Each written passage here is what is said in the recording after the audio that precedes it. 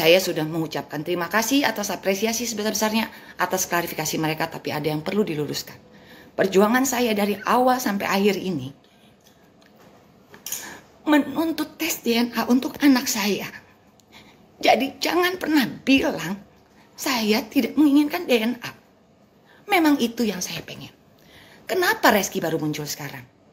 Reski baru muncul setelah saya menang. Saya paham, mungkin Reski dan pasangannya dan kuasa hukumnya perlu memperbaiki image dan citranya. Nggak ada masalah, silakan. Tapi tolong jangan sepotong-sepotong memberikan informasi. Ada saksi pada saat pertemuan. Gitu ya.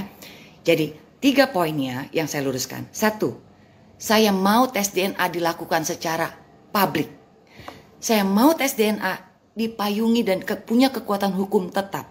Tapi ibu pengacara meminta supaya dilakukan secara diam-diam, secara rahasia. Saya nggak mau. Banyak orang bisa membawa-bawa nama Naira Kaimita, anak saya.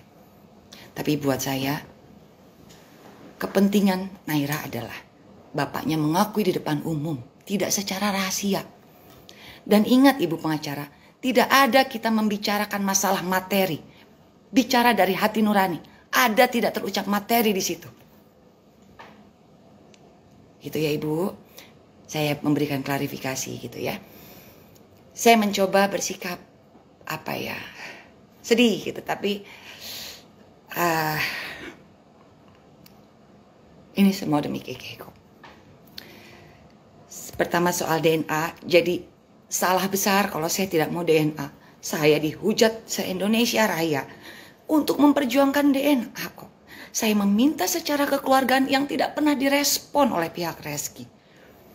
Saya menanggung malu atas semua ini untuk kepentingan anak saya. Dan saya berdiri di sini dengan kebenaran, dengan ucapan yang saya bisa pertanggungjawabkan. Ingat ya Ibu, ada saksi pada saat kita bertemu. Jadi bicaralah klarifikasi yang sebenar-benarnya. Ibu ucapkan bahwa Ibu meminta tes DNA dilakukan secara rahasia dan sembunyi-sembunyi. Tidak ada media dan Ibu meminta tes DNA dilakukan sepihak. Artinya Ibu membawa Keke bertemu Reski, nanti Mbak Weni saya kabarin hasilnya. Tidak bisa begitu dong. Tes DNA itu, saya memang tidak paham ya tes DNA. Tapi tidak bisa semudah itu dilakukan dan hanya sepihak.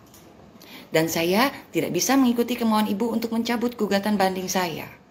Karena saya harus punya kekuatan hukum tetap atas hak anak saya. Begitu Ibu. Mungkin menjawab teman-teman wartawan yang minta waktu saya buat wawancara gitu kan ya. Silakan tanya di sini aja gitu. Tapi balik lagi, tidak ada saya menolak DNA. Itu yang saya mau dari awal. Selalu DNA yang saya kedepankan. Kenapa pihak Reski sekarang klarifikasi untuk DNA? Karena pihak kami sudah menang di Pengadilan Tinggi Banten. Memang sudah seharusnya Reski untuk melakukan tes DNA. Dan sudah seharusnya Reski, kalau terbukti ya, bahasanya Reski ya, terbukti silahkan untuk menafkahi. Yaitu nafkah itu adalah layaknya seorang bapak menafkahi anak kandungnya kok. Dan ingat, pertemuan saya dengan ibu pengacara yang mengundang. Saya hafal kok alamat rumah ibu pengacara karena saya diundang ke tempat beliau ya. Itu tidak ada bicara tentang materi 1 perak pun. Tidak ada. Jadi kalau ada bahasa ada salah pengucapan jual putus, itu tidak ada bicara angka. Sama sekali tidak ada bicara angka. Kenapa saya jarang sekali untuk live IG begini, apalagi klarifikasi gitu kan. Saya di DM banyak sekali masuk bilang bahwa sama saudara saya, sama teman-teman saya bilang kok menolak DNA gitu loh. Jadi klarifikasi pembentukan opini publik itu luar biasa gitu. Maksud saya teman-teman lihat sendiri, saya berjuang, saya bicara kok. Boleh pakai bahasanya ibu pengacara ya, berkoar-koar. Demi apa? Demi tes DNA. Kok bisa saya menolak DNA?